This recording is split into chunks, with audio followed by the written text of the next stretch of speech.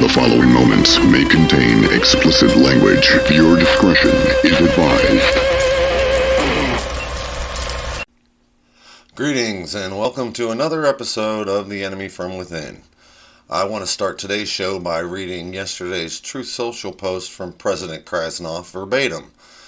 Apparently the only thing Trump got out of Putin's red carpet extravaganza in Alaska was election advice.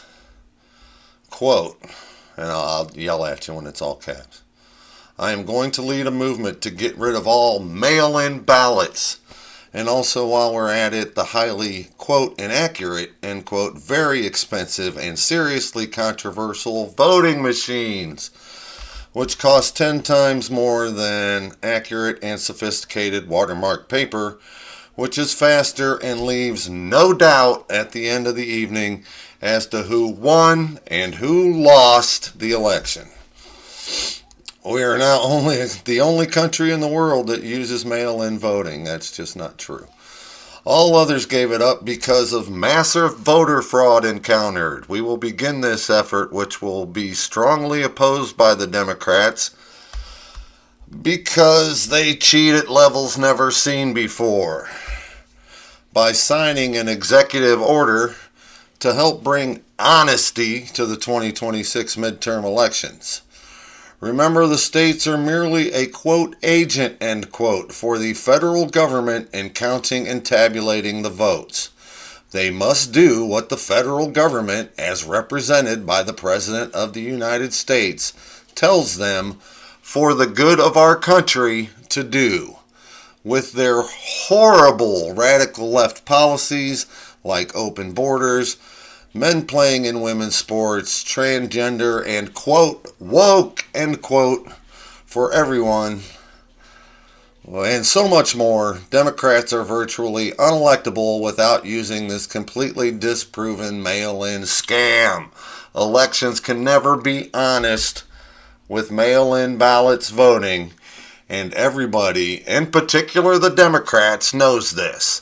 I and the Republican Party will fight like hell to bring honesty and integrity back to our elections. The mail-in ballot hoax using voting machines that are a complete and total disaster must end now! 3 exclamation points. Remember, without fair and honest elections, the strong and powerful borders, you don't even have a semblance of a country.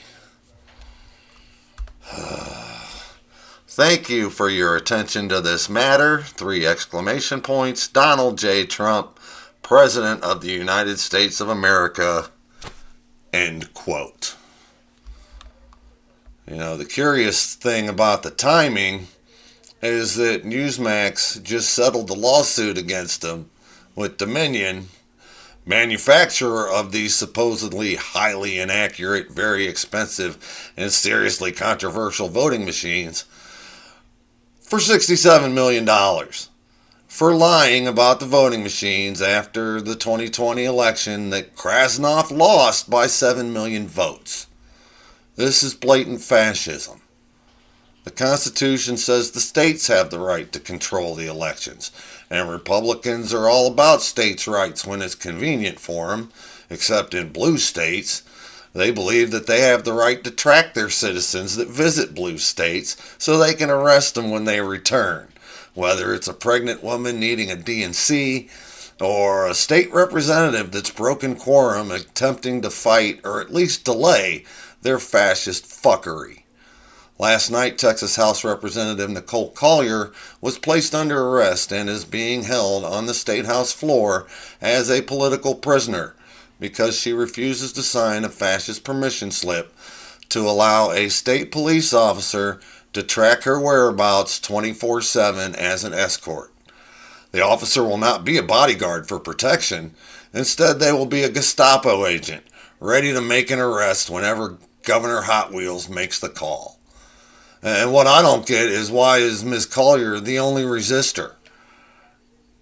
How could the rest of them sign it? How could anyone, especially an elected official that people are depending on to have integrity, just sign it over to fascism? Fuck that shit. Yesterday, President Krasnov met with Ukrainian President Volodymyr Zelensky and an entourage of European and NATO leaders. In a sequel to the red carpet fun time in Alaska. They didn't get the warm reception that Putin got, but they did get Monica Crowley in a white suit. And that was nice. And they got a tour of the White House where Krasnov showed off his MAGA hat collection like a fucking 10-year-old.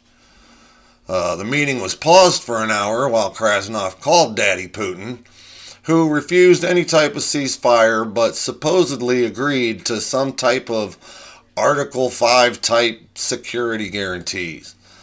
Anyone that knows the real art of Trump's deals knows that he never lives up to his half of the bargain.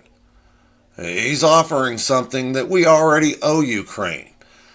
In 1994, Ukraine agreed to transfer their nukes to Russia for dismantlement and become a party to the Treaty on the Non-Proliferation of Nuclear Weapons in exchange for economic compensation and assurances from Russia, the United States, and the United Kingdom to respect Ukrainian independence and sovereignty within its existing borders. So we already promised to back Ukraine in this war 30 years ago. All the money and the weapons we sent over the last decade, we owed them. And now Republicans want to resent Ukraine for being invaded because, like Krasnov, they don't feel obligated to keep their promises. I could have ended this war on day one, really simply. All we have to do is give Ukraine their fucking nukes back. Problem solved. Or plan B, since the only thing Putin is really afraid of are American soldiers, put boots on the ground and tell him I dare you. Because he wouldn't dare. How about we make Russia the 51st state?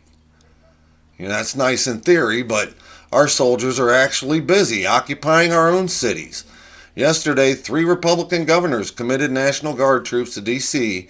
to supposedly fight the imaginary crime that's actually at a 30-year low, while the Krasnov regime is targeting more Democrat cities. Don't get caught up in the rhetoric. The occupation has nothing to do with crime or even immigration. This is all about putting the military infrastructure in place to quash the protests when Krasnov refuses to leave the White House again. And considering the amount of gold decoration that he's had installed on the Oval Office wall, I wonder how many children go hungry to pay for that. And how he's been renovating the White House to look like Mar-a-Lago North. I'd say he's not planning on leaving anytime soon.